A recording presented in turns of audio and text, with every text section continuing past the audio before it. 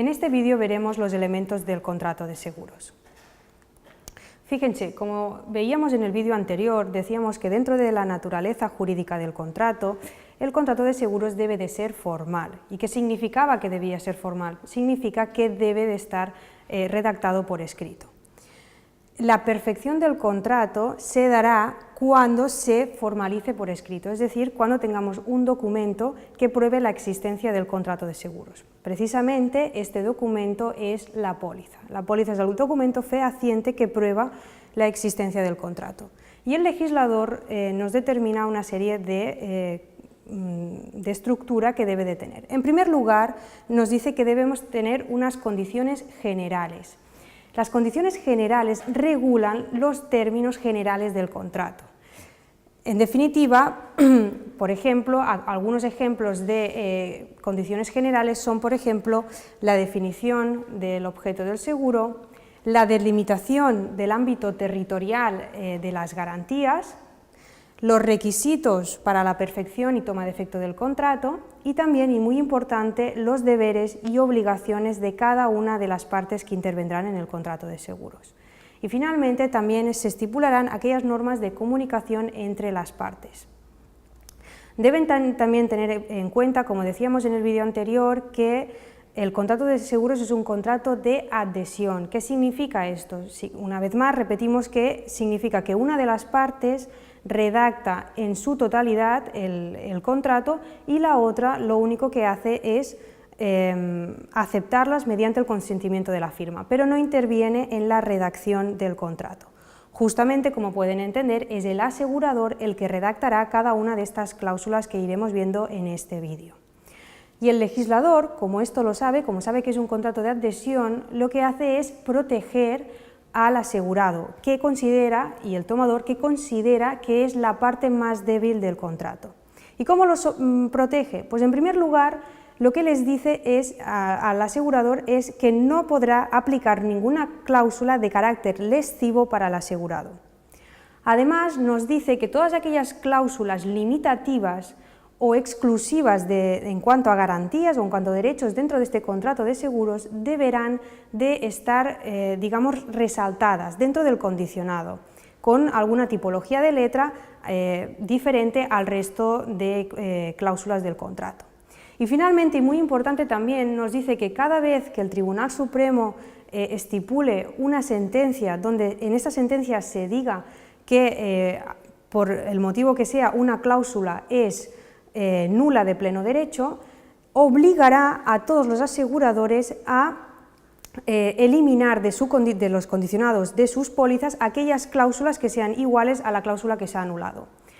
Como verán, una cláusula nula significa que es como si nunca hubiera tenido efecto jurídico, es decir, por mucho que esté redactada en el contrato, significa que es como si nunca hubiera existido esta cláusula. Como ven, os he puesto algunos ejemplos que tiene que tener en cuenta el asegurador a la hora de redactar sus contratos porque, como os decía, el legislador lo que mira es de proteger a esta parte más débil del contrato. Y ahora seguimos explicando más sobre el condicionado.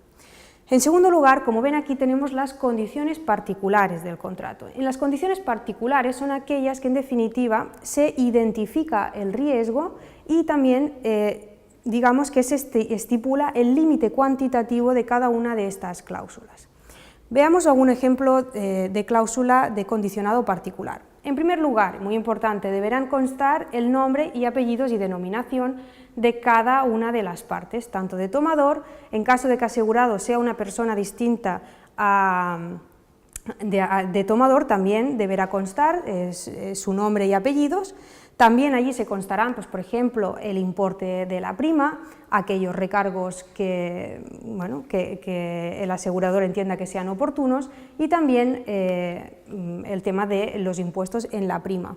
También, si interviene un mediador, pues también tendremos que determinar y se tendrá que especificar el tipo de mediador y el nombre del mismo. Y finalmente, como ven aquí, se establecerán las garantías y coberturas otorgadas en el contrato. es decir, respecto a cada una de ellas y, como os decía, las exclusiones y limitaciones de cada una de estas garantías. Como ven, estos son algunos ejemplos, pero como entenderán, cada póliza tiene sus condiciones particulares determinadas por cada una de las entidades aseguradoras que operen en España y que determinen las cláusulas en cada contrato. En tercer lugar, y no menos importante, están las condiciones especiales. Las condiciones especiales son aquellas cláusulas optativas que, una vez más, como decimos, este contrato, que era un contrato de adhesión, pues son unas cláusulas que también las redacta el asegurador. Y como os digo, tienen un carácter opcional, de modo que el asegurado lo que va a hacer y el tomador va a ser aceptarlas. Por ejemplo, un ejemplo de una cláusula especial pues sería, por ejemplo, quitar una limitación en cuanto a una de las garantías. Finalmente, dentro de este contrato también se estipula un anexo. ¿Y cuándo surgirá el anexo? Pues el anexo surgirá cuando el riesgo, las características del riesgo sean, digamos, complejas, es decir, es un riesgo complejo de explicar, de modo que se añadirá este anexo para determinar todas estas características del riesgo.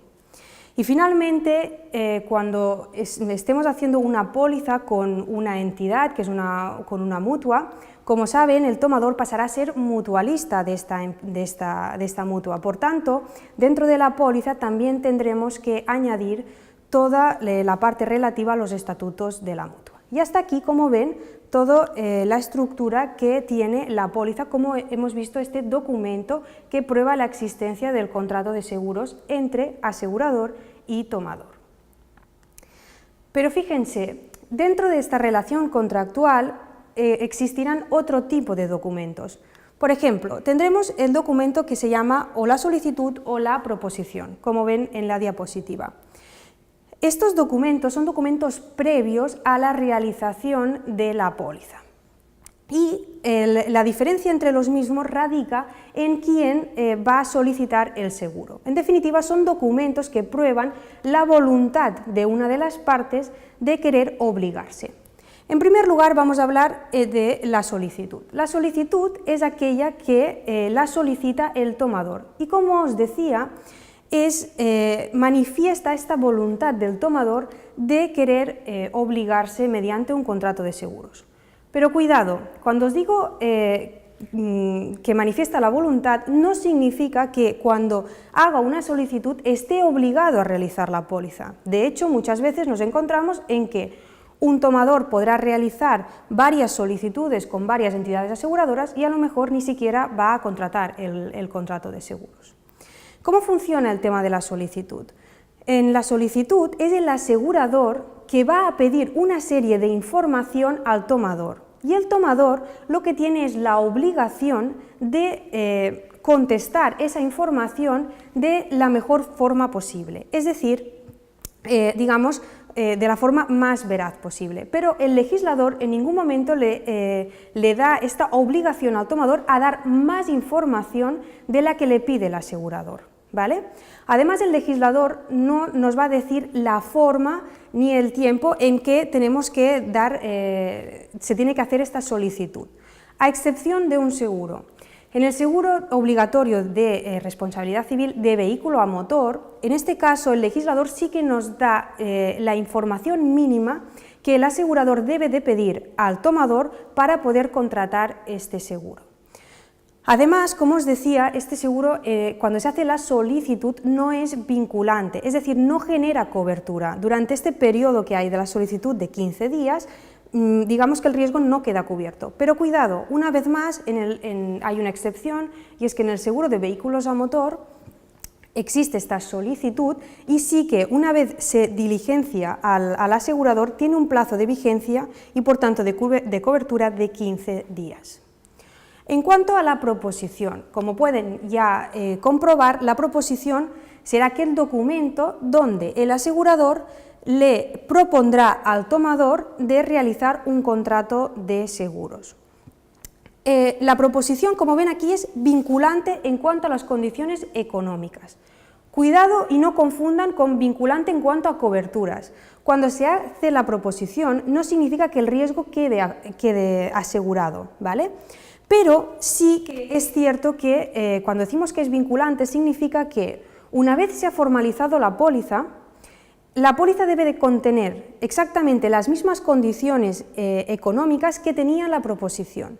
Del modo que el tomador, fíjense, que tiene un mes desde que se formalizó la póliza para, en este caso, para instar al asegurador, en caso de que vea que hay alguna diferencia entre la proposición y la póliza, podrá instar al asegurador a que cambie esta divergencia.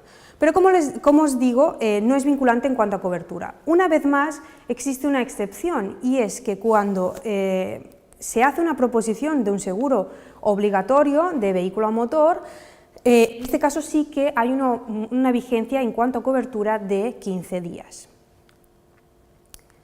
Sigamos. Como ven, el contrato de seguros es un contrato que se realiza en un momento determinado del tiempo. ¿Pero qué puede pasar? Puede pasar que, por ejemplo, las partes quieran añadir nuevas coberturas, haya un cambio, por ejemplo, en el riesgo, y esto hace que, en definitiva, como es para adaptar el seguro a la realidad de cada momento, existen una serie de documentos que variarán y que harán adaptar esta realidad a cada momento del contrato de seguros. Y esto se refleja mediante los suplementos y apéndices. Los suplementos y apéndices son aquellos documentos en los que justamente se determina una nueva circunstancia. Estos suplementos y apéndices deben de estar numerados, es importante, y además deben de contener la fecha de efecto a partir del cual van a sumarse a este contrato de seguros. Como ven aquí, pueden generar prima o no. Por ejemplo, cuando comuniquemos una agravación de riesgo por parte del tomador, seguramente si el asegurador lo acepta, lo que va a hacer va a ser determinarnos una prima con un sobrecoste, es decir, con este coste de prima de más. ¿Y qué ejemplos podemos, por ejemplo, tener un suplemento o una apéndice? Por ejemplo, en caso de un aumento del riesgo contratado, lo que os decía de comunicar una agravación del riesgo. En caso también de, por ejemplo, una interrupción de la actividad objeto del contrato. Fíjense también, en el caso de desplazamiento de los objetos asegurados, distinto del lugar asegurado, también se tendrá que comunicar. Esto, imagínense que el asegurado, por lo que sea, está haciendo unas obras y realiza una mudanza de los objetos del contenido de la vivienda. Pues bueno, también se podría, mediante apéndice, comunicar este desplazamiento de los objetos. También cuando surgen cambios de titularidad del bien asegurado. Esto es muy importante que se comunique y se realice el apéndice que corresponda. Y finalmente, y no menos importante también, cuando las partes deciden cambiar el número de personas aseguradas. Estos son algunos de los ejemplos que podríamos utilizar este suplemento o bien apéndice. Y como ven aquí, finalmente, lo que hemos visto, vamos a ver un poco este espacio en el tiempo de todos estos documentos que afectan al contrato de seguros. Como ven aquí, en primer lugar, lo que se hace es realizar esta solicitud o proposición que se manifiesta esta voluntad de obligarse a contratar y es ese documento previo. Fíjense, cuando las partes se han puesto de acuerdo y antes de realizar la póliza, ven allí que se estipula lo que es la carta de garantía y el certificado provisional de cobertura. Miren, estos son dos documentos que son documentos provisionales hasta que el tomador tiene su documento final, que es la póliza. La carta de garantía en sí mismo es un contrato que tiene su vigencia propia y que está a la espera de un contrato que vendrá, un contrato posterior, que en este caso siempre será la póliza. Y en cambio, el certificado provisional de cobertura, en definitiva, es un documento que prueba la existencia de que se ha realizado este contrato y ya está, es decir, no tiene un periodo de vigencia propio. Como os decía, la póliza es este documento que prueba la existencia del contrato mediante, como hemos visto, anexos, cuando el riesgo es, digamos, complejo de explicar, y, como os decía, para adaptar la realidad del seguro a cada momento, tendremos este suplemento y apéndice. Y hasta aquí todo el tema de toda la parte de cómo se estructura el contrato de seguros. Acuérdense sobre todo aquellas cláusulas que decíamos que el legislador protege a la parte más débil del contrato, y ahora en el siguiente vídeo vamos a ver la duración del contrato.